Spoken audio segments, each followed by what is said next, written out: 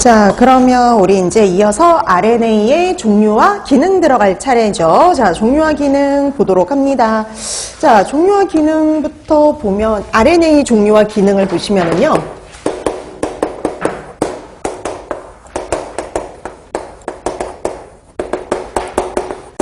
자, RNA 종류와 기능 봐주시면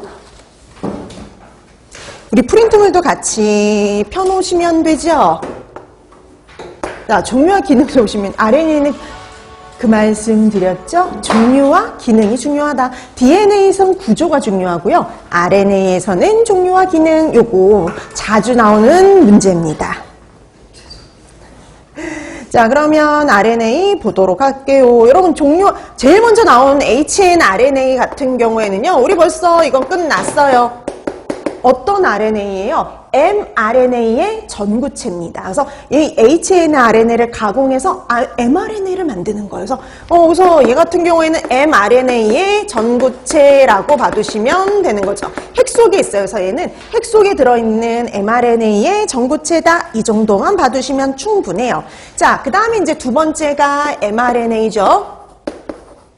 자, 여러분, M의 약자가 메신저의 약자예요. 메신저. 자, 그래서 메신저의 약자가 되다 보니까 말 그대로 뭔가를 전달해주는 역할이라고 보시면 됩니다. 자, 그래서 특히 시험 문제에 잘 나오는 건 기능하고 연결해서 되게 잘 나와요. 그래서 여러분들이 기능을 꼭 알아두셔야 됩니다. 제일 중요한 게 바로 이 기능이라고 보시면 돼요.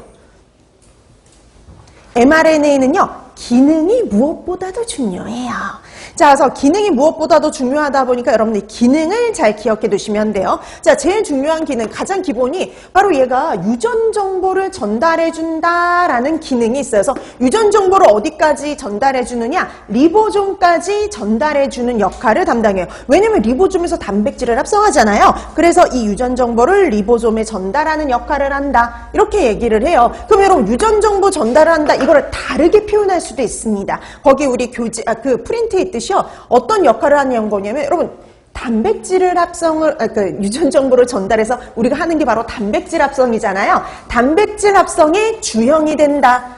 내지는 단백질 합성의 틀을 제공한다 라고 얘기를 해요. 그래서 주형이 됩니다. 그다음에 또 하나, 여러분 단백질 합성의 주형이 된다는 것도 어떤 의미로 해석할 수가 있느냐면, 여러분 단백질은 아미노산이 어때요? 여러 개 결합되어서 만들어지잖아요. 근데 이 아미노산 배열 순서에 따라 단백질의 종류가 달라져요. 그래서 우리가 이렇게 표현할 수 있습니다. 아미노산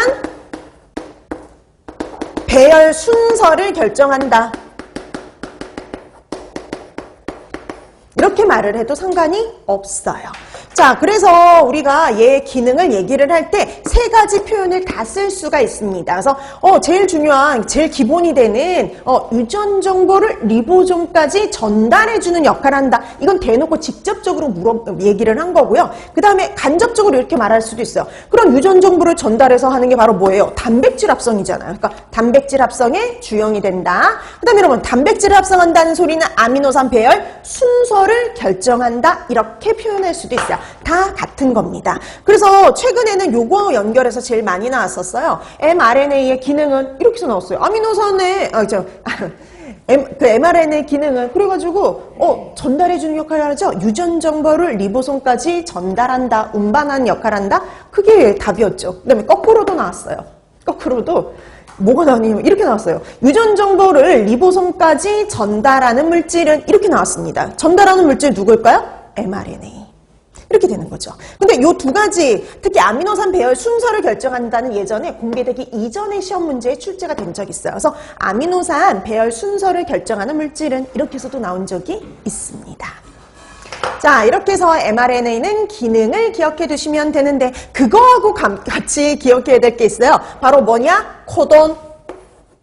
그러면 여러분, 이게 이 mRNA가 유전 정보를 전달해주고 아미노산 배열 순서를 결정한다는 소리는요, DNA가 갖고 있던 유전 정보를 가져왔기 때문에 가능하죠. 뭐 단위로 가져왔느냐? 코돈 단위로 가져온 거예요. 그 코돈을 가지고 우리가 유전 암호라고 얘기를 합니다. 그래서 여러분, 코돈은요, 여러분들이 이게 코돈이 뭘 의미하는지 의미를 알아두시면 됩니다. 코돈, 그러면 유전 암호예요. 우리 거기 프린트에 있듯이 유전 암호라고 보시면 됩니다. 자, 그 유전 암호인데, 여러분, 이 유전 암호가 염기 조합이에요. 세 개의 염기가 조합된 거라고 보시면 되는 겁니다. 세 개의 염기가 모아져가지고요. 세 개의 염기끼리 짝을 지어서 하나의 아미노산을 의미를 해요. 그래서 세 개의 염기씩 짝을 져요. 그러면 우리가 염기 혼자 딸랑 이렇게 존재하는 게 아니라 염기에다가 옆에 당 결합되어 있고